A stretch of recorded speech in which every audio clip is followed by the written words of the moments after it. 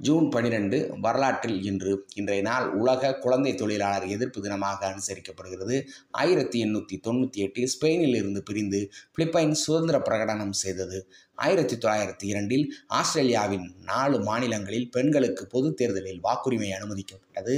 ஆயினும் ஆஸ்திரேலியாவில் பழங்குடியினருக்கு வாக்குரிமை மறுக்கப்பட்டது.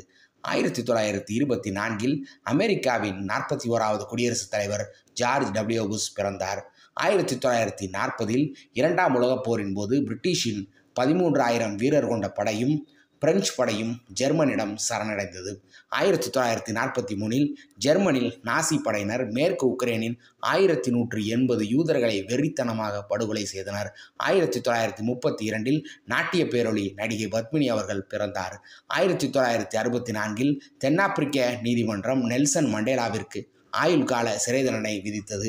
1990 இன்சாட் 1D ஏவப்பட்டது. 1994 போயிங் 777 விமானம் முதல் தடவையாக பறந்தது. 1999 நோட்டா தலைமையிலான ஐநா அமைதிப்படை கொசாவோவினுள் நுழைந்தது. 2006 கூகுள் எர்த் லினக்ஸ் பதிப்பை வெளியிட்டது. 2016 சைனா நேவால் 2வது முறையாக ஆஸ்திரேலிய ஓபன் பட்டத்தை வென்றார்.